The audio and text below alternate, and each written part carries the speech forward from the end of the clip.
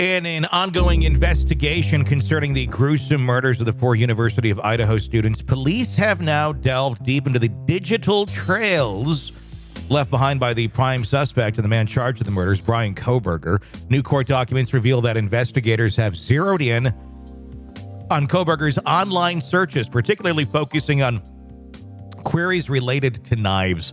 This is where shit really goes downhill for defendants quite often, because the online searches and if they bought something, to me, is almost more damning than DNA evidence or fingerprints, because it really shows you what's going on in someone's mind when they're not speaking out loud, but what they're searching for, hence the search engine queries. I'm surprised they didn't do this a lot sooner. Well, Aren't you? I'm sure they have been, but now they're trying to zero more in on the knives themselves. The importance of this digital probe stems from the fact that all 4 victims were stabbed to death. The authorities are yet to locate the murder weapon, which is a crucial piece of evidence tying the case together. Kohberger, the individual at the heart of this chilling case, made an appearance in court in Moscow on September 13th. The primary question at the moment is, could his online search histories provide a much-needed clue to the puzzling case? Keep in mind, there is a gag order on this case.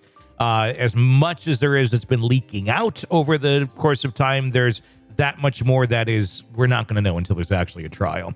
Understanding a suspect's digital footprints can often lead to breakthroughs in investigations. A source familiar with such probes has said documents uploaded to Kohberger's case docket this week provided insight into the depths of the investigation.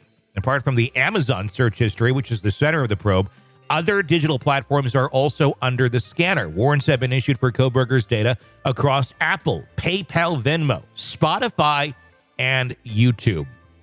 It's going to be interesting to see what they find on these sort of things. Specifically Spotify. I'm curious if there was a soundtrack, if he in fact did this, if there was something really dark he was listening to, or what does a killer put on in their car when they're making the drive back from Moscow to their home? What are you listening to? Is that Seals and Crofts? Is that Metallica? Maybe Metallica. That's what I would choose Metallica, but that's just me. Is it Lady Gaga? Maybe a little. Who else can I throw in there to the mix? I'm trying to think. I'm so not current on most music these days. So. Music to murder by, that would be the playlist. Hey, I should create that on Spotify and see how long it takes. I mean, what would be disturbing is how many people would subscribe to it. They'd be like, yes. Like, okay, maybe we should take a look at all these people who press subscribe. Right. There'll be entrapment there. Delving deeper into the details, the Lake County Police in Idaho explicitly sought Amazon's assistance for, and this gets interesting, detailed customer click activity pertaining to knives and accessories for specific periods in 2022 from March 20th to March 30th, and again November 1st to December 6th. From the looks of it, the tech giant has been cooperative, forwarding the relevant information to the authorities. And that's interesting, because it's not just what did you go to, it's click data. Wow. This goes into the what will Amazon suggest to you sort of thinking. It's essentially, and I did see the affidavit, I don't have it in front of me, but essentially what it's doing is asking for all the data of everything they looked at, but then everything else that then Amazon has in their power that would then say to them, oh, we should suggest these items to this person based on what they have already looked at or purchased. Which is kind of scary, because that can be pretty much dead on to what you're looking for. And it really could. And I'll tell you, in the last probably 2 to 3 weeks, I've been seeing a lot of caskets in my suggestions, and I really would like it to stop. Caskets? Yes. You can buy a casket on Amazon. Yeah, you can. No kidding. Yeah. I had no idea. What can't you buy on Amazon? Well, I guess that could be up for debate, because there's a lot of people who will make interesting claims about weird things. What was it? Was it Wayfair? I think it was Wayfair. I could be wrong. But there was an internet conspiracy theory out there about certain cabinets that one could buy that were ridiculously priced, that had very bizarre names and descriptions to them. Okay. And the theory is that when you bought it through whatever the site it was, you're buying a child.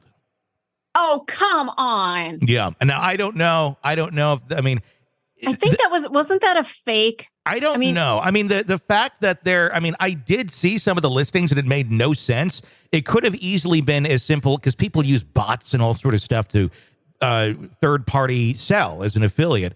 And it could have just been something that got screwed up in a bot trying to like sell a cabinet, and somebody put a crazy high price tag on it. And didn't think, and they're just, it's just done in mass. That could be a reasonable explanation. But the conspiracy theory is that, I don't think Wayfair actually delivers the trafficked child to you, but there's something, I don't know. It was a weird conspiracy theory, and it was, very disturbing on the surface. I don't know how a major company like that would be able to swing that and not be caught, though. So I don't know. I think it was just somebody screwing around, and it became this conspiracy theory, and it wasn't really true, but boy, it sure looked like it could have been. The subsequent warrants served to Apple on August 1st were also very comprehensive. Authorities demanded exhaustive account information that encompass emails, attachments, instant messages, and data stored on the iCloud. By August 9th, the trove of information was in the hands of law enforcement per the filing. So they are going through it right now. Magnifying glass also extended over PayPal and Venmo. Investigators requested specific data ranging from specific names to billing information concerning that period, June 22nd to December 31st, 2022. Notable that this timeline is right up to the day before the dramatic arrest of Kohberger at his parents' residence in Pennsylvania. So we'll see where all of that goes. I think it's going to be very telling. And it's also, like I said, interesting to me because it's almost asking Amazon to give us, they're asking Amazon to give the data of, well, what, almost AI like, what would you suggest that for this person if they've been looking at this or that? What are other likely things? Now, if he just had knives pop up by suggestion, that doesn't necessarily mean there's anything there. But it would be interesting, and I think the smoking gun would be if he did, in fact, purchase one somewhere in that time window. Yeah, that would be problematic because that is the murder weapon. So how do you explain that you purchased exactly the murder weapon, but it wasn't you? You didn't do it. Well, we have the sheath, so we know what type of weapon would have been in there. And yeah, I don't know how you would explain that at that point. There's a lot to be going through here. We'll see where this all goes. Just more and more. I guess this one, not one that's looking good for the Kohberger camp, as this piece of evidence has come in, and they're looking very closely at that digital data, that digital footprint, which I think will end up being the death of him, quite literally. You're locked into the Hidden Killers podcast. Want more? Start binging on all of our true crime podcasts right now through Apple Podcasts and get an ad-free experience when you sign up to be a True Crime Today Premium Plus member, exclusively on Apple Podcasts. More of the Hidden Killers podcast, dropping soon. Press subscribe now.